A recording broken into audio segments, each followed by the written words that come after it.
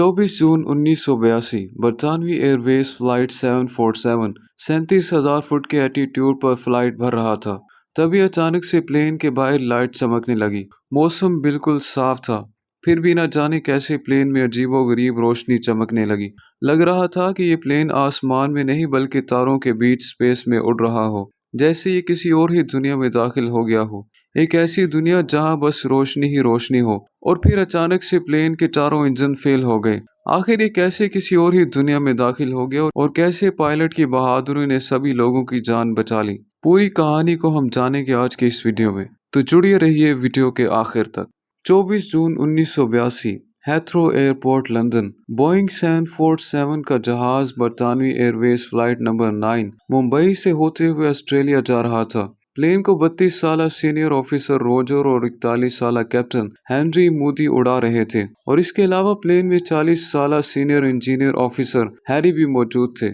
वक्त 8:40। Plane Heathrow airport से समुद्र के रास्ते से होते हुए भारतीय समुद्री हदूद की तरफ आ रहा था। 8:40 में ये प्लेन जकार्ता के ऊपर से छोटे छोटे टापुओं से होते हुए उड़ान भर रहा था। कैप्टन डिनर करके वॉशरूम चले गए और इसी दौरान कैप्टन को कॉर्नर से धुआं निकलते हुए दिखाई दिया। वो फौरन ही कॉकपिट में चले गए और इसके बाद उन्होंने जो मंजर देखा वो वाकई में हैरान कर देने वाला था। प्लेन के विंड स्क्रीन में तेज रोशनी चमक रही थी। इतनी चमक तो तूफानी बादलों में दाखिल होने के बाद भी नहीं दिखाई देती। उन्होंने वेदर रिडार को देखा। रिडार के मुताबिक सब कुछ नॉर्मल था। मीलों दूर तक कोई भी तूफान या बादल नजर नहीं आ रहा था। साफ मौसम होने के बावजूद भी ये पिन ग्रो कर रहा था। पायलट ने अपने पूरे कैरियर में कभी ना तो ऐसा देखा था और ना ही कभी सुना था। एक पायलट पैसेंजर के कैबिन में जा पहुंचे। प्लेन के विंड से तेजी से रोशनी निकल रही थी। इवन प्लेन का इंजन भी ग्रो कर रहा था। कैबिन और कॉकपिट में धीरे धीरे धुआं भरने लगा। सारे पायलट्स को ऐसी मुश्किल का सामना करना था जिसकी उन्हें कभी ट्रेनिंग ही नहीं दी गई थी। आखिर प्लेन से इतनी तेज रोशनी क्यों निकल रही थी, इस बात का जवाब किसी के पास भी मौजूद नहीं था। देखने में तो ये मंजर बहुत ही ज्यादा खूबसूरत लग रहा था, लेकिन आहिस्ता आहिस्ता ये भयानक रूप लेने लगा। जैसे जैसे प्लेन आगे बढ़ता गया, कैबिन में धुआं भरता चला गया। करीब 4 मिनट ऐसे ही गुजर गए तो फर्स्ट ऑफिसर ने चिल्लाते हुए कहा कि इंजन नंबर 4 फेल हो चुका है। इंजन नंबर 4 से आग की लपटें निकल रही थी। अगले 1 मिनट में बाकी के बचे हुए 3 इंजन भी फेल हो चुके थे। सारे इंजन आग की लपटों में समा गए थे। उस वक्त प्लेन का एल्टीट्यूड 37,000 फीट था। फर्स्ट ऑफिसर ने फौरन कॉल की कि सारे के सारे इंजन फेल हो चुके हैं, लेकिन एटीसी ठीक से सुन नहीं पाया। उसे लगा कि इंजन नंबर 4 डेड हो चुका है। प्लेन अब 37,000 फुट के एल्टीट्यूड से 26,000 फीट के एल्टीट्यूड पर पहुंच चुका था। सारे इंजन फेल हो जाने की वजह से प्लेन के अंदर ऑक्सीजन सप्लाई भी रुक गई थी। प्लेन में APU यानी ऑक्सिलरी पावर यूनिट भी होता है, जो ऐसे कंडीशन में सांस लेने के लिए ऑक्सीजन प्रोवाइड करता है। लेकिन अफसोस के APU में भी कुछ गड़बड़ हो गई थी। और दूसरी जानिब सारे पैसेंजर भी ये सब देख रहे थे। वो बहुत ज्यादा डर गए थे और अपने रिश्तेदारों को मैसेज करने के लिए नोट्स लिखने लगे, ताकि मौत के बाद आखिरी खत घर वालों को नसीब हो सके। एक बोइंग 747 का रेशो 15:1 होता है, यानी कि अगर प्लेन 15 फीट आगे जाएगा तो 1 फुट नीचे भी जाएगा। इस तरह से ये प्लेन बिना इंजन के आगे की तरफ ग्लाइड कर सकता है। इसी हिसाब से पायलट ने कैलकुलेट किया कि क्या इस प्लेन को जकार्ता एयरपोर्ट तक पहुंचाया जा सकता है या फिर नहीं। वेल, यहाँ पर उन्हें सबसे बड़ी नाउम्मीदी हाथ लगी, क्योंकि रास्ते में एक बहुत ही बुलंद पहाड़ था। ये प्लेन किसी भी कीमत पर बिना इंजन के पहाड़ के ऊपर से उड़ नहीं सकता था। हाँ, अगर कोई मौजूदाती तौर पर चारों में से एक इंजन स्टार्ट हो जाए तो शायद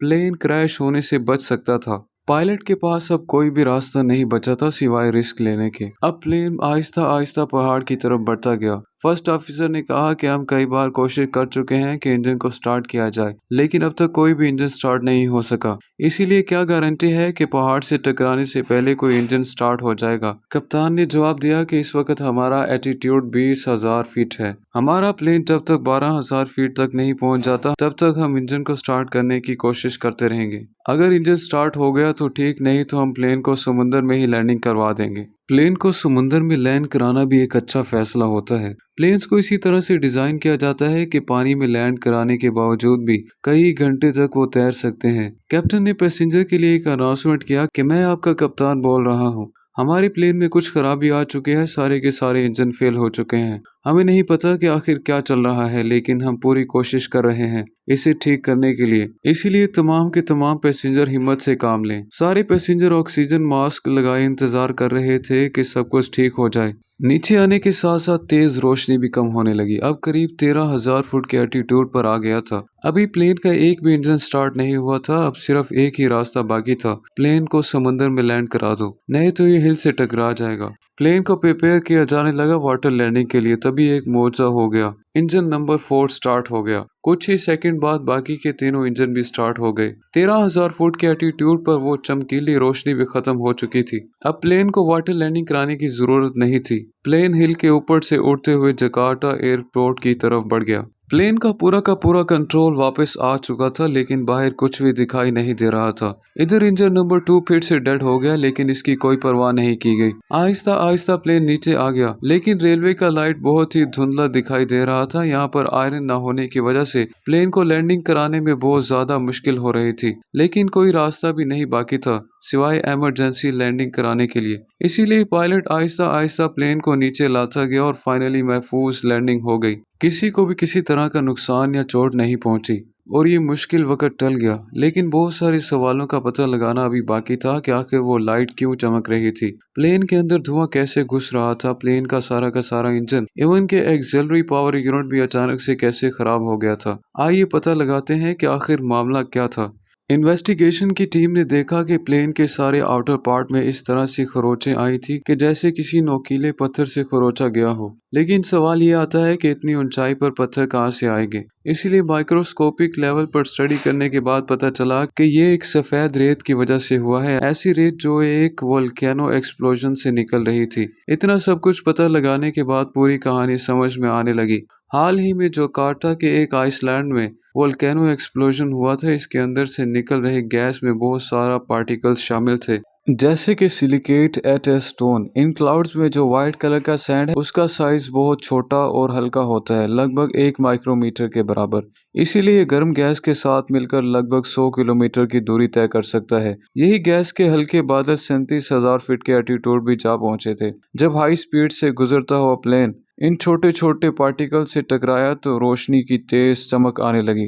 ऐसा लगने लगा कि जैसे पूरे के पूरे प्लेन को रोशनी वाले दानों ने निगल लिया हो। यहाँ पर प्लेन का वेदर रिडार भी सिर्फ वाटर ड्रॉप को ही डिटेक्ट करके बताता है कि मौसम कैसा है, आगे बादल है या नहीं। अब क्योंकि वोल्केनोस बिल्कुल सूखा था, इसीलिए वेदर रिडार ने भी यही शो किया कि मौसम बिल्कुल ठीक है। वोल्केनो से बहुत सारे सिलिकेट के पार्टिकल्स निकलते हैं, जिसका बॉइलिंग टेम्परेचर तकरीबन 1100 डिग्री सेल्सियस होता है, जबकि प्लेन के इंजन का टेम्परेचर 1400 डिग्री सेल्सियस तक गर्म हो सकता है। जब ढेर सारा सिलिकेट पार्टिकल इंजन के अंदर दाखिल हुए तो धीरे धीरे वो मेल्ट होना शुरू हो गए थे। ये पिघला हुआ सिलिकेट सैंड और धीरे धीरे इंजन जाम हो गया। इसीलिए तो सारा का सारा इंजन 1 मिनट के अंदर ही बंद पड़ गया था। ये रेत के पार्टिकल्स न सिर्फ प्लेन के इंजन में बल्कि प्लेन के सारे सेंटर्स पर भी हमला कर रहे थे। इसीलिए तो प्लेन के कॉकपिट में पायलट को रॉन्ग इंडिकेशन मिलने लगा। लेकिन जैसे जैसे प्लेन नीचे आ गया वोल्केनो गैस कम होने लगी और काफी देर इंजन बंद रहने की वजह से सिलिकेट के पार्टिकल्स ठंडे हो गए थे और ठंडे होने की वजह से वो शीशे में बदल गए थे। इसके बाद जब इंजन को रीस्टार्ट किया गया तो सारा का सारा शीशा टूटकर नीचे गिर गया। प्लेन 15,000 फीट से भी नीचे आ गया और इस एल्टीट्यूड पर रेत का बादल नहीं था। वोल्केनो के पार्टिकल्स ने सबसे ज्यादा प्लेन के विंड स्क्रीन को डैमेज किया था, इसीलिए विंड स्क्रीन पूरी तरह से रगड़ खा कर धुंधला हो गया था। इसीलिए तो पायलट को कुछ भी दिखाई नहीं दे रहा था। ये वाकया तारीख में पहले कभी नहीं नोट किया गया था और ना ही पायलट्स को इसके बारे में कभी तरबियत दी गई थी। पायलट्स की बहादुरी ने सब 248 पैसेंजर और 15 क्रूज मेंबर की जान बचा ली। सारे क्रूज मेंबर को बहुत ज्यादा अवार्ड से नवाजा गया और इसके बाद इंजन नंबर 2 और 3 को रिप्लेस कर दिया गया था और धूल मिट्टी को साफ करके बाकी के प्लेन को मेंटेनेंस के लिए वापस लंदन भेज दिया गया था। दोस्तों, इस वाकये के तकरीबन 19 दिन बाद सिंगापुर एयरलाइंस बोइंग 747 इसी रूट से गुजर रहा था। उसके भी 3 इंजनों में खराबी आ गई थी और उसे इमरजेंसी लैंड करा दिया गया था। दोस्तों, इतना सब कुछ होने के बाद इस एरिया को नो फ्लाइंग जोन करार दे दिया गया जब तक कि वोल्केनो एक्सप्लोजन रुक नहीं जाता। तो दोस्तों, ये थी हमारी आज की वीडियो अच्छी लगी तो इसे लाइक और ज़्यादा से ज़्यादा शेयर ज़रूर कीजिएगा। अगर अभी तक आपने हमारे चैनल को सब्सक्राइब नहीं किया तो इसे ज़रूर सब्सक्राइब कर लें।